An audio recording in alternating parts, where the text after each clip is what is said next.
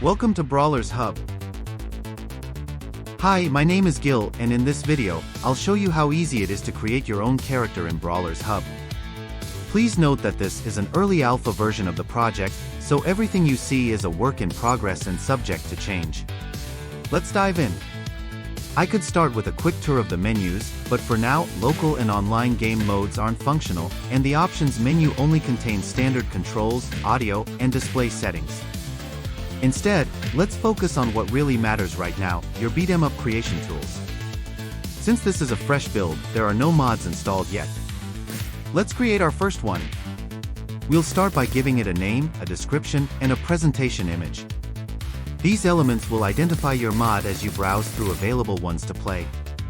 For the presentation image, simply drag and drop one from your file system. For now, ignore everything under gameplay settings. Those will be updated in future builds.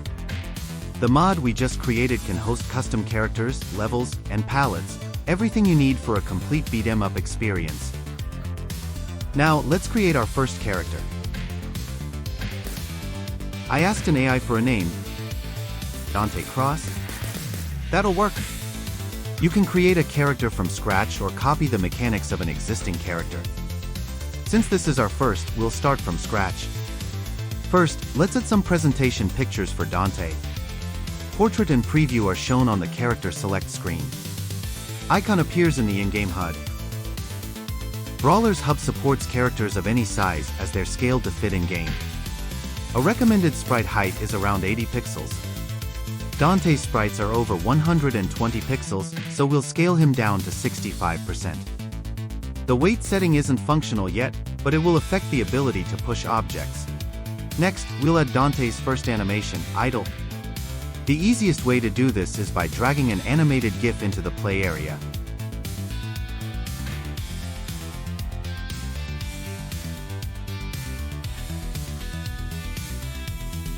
In the Animate tab, you'll find tools to adjust each sprite's bounding boxes, hitboxes, and anchors. We'll cover these shortly.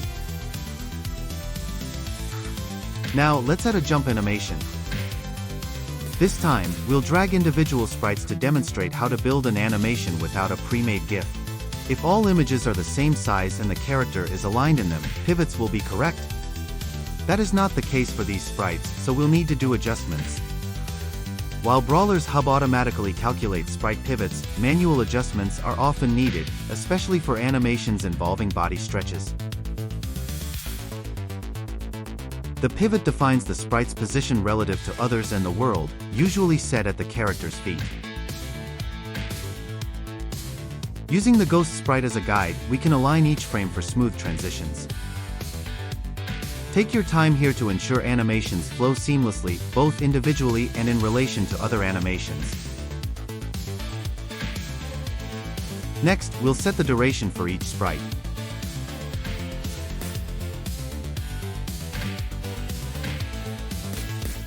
In the future, I'll add shortcuts to navigate between sprites and animations more efficiently.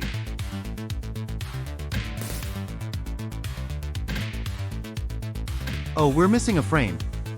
Sprite 3 should repeat after Sprite 4 to complete the body stretch. Let's copy and paste it into place.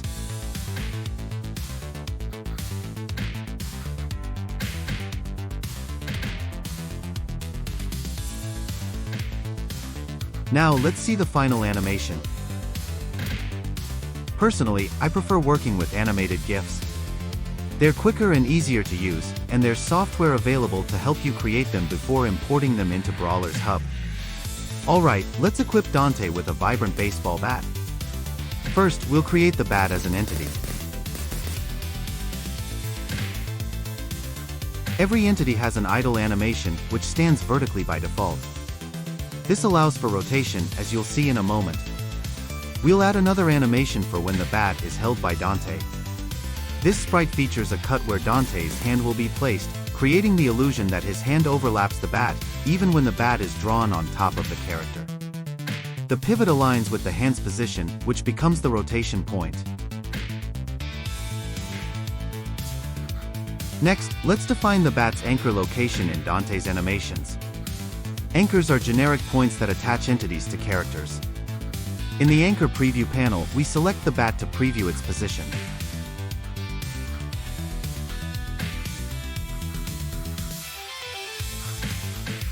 Then, we configure the anchor for each sprite, adjusting its position and rotation in the play area.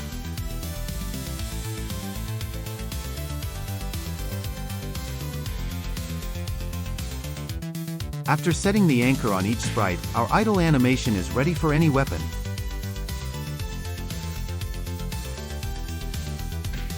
You can add up to 4 anchors per animation. For example, let's add another anchor for Dante's other hand. Just as an experiment.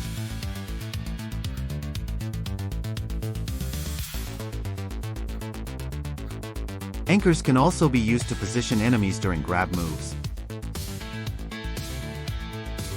Now, let's configure sprite boxes. Sprite boxes are used for hit detection and world collision. We'll start by adding a body box. Body boxes define the vulnerable areas of your sprite that can be hit by enemy attacks.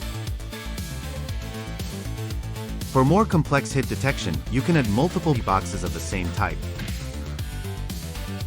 You can configure up to 10 boxes per sprite. Next, we'll add a collision box. Collision boxes restrict movement between entities that use this type of box. A common example is how characters push each other in fighting games. Finally, we'll add an attack box for the punch animation.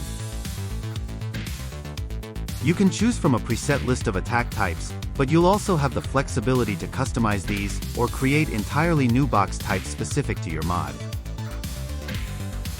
This concludes the basics of setting up animation in Brawlers Hub. On the next video, we'll make Dante playable by configuring movement and transitions between animations. Don't forget to subscribe to get future updates. You can also support Brawlers Hub by becoming a patron. Your support plays a crucial role in keeping the project alive. A special thanks to Itzatsi, our very first patron. You are amazing! That's all for now. Have a fantastic day.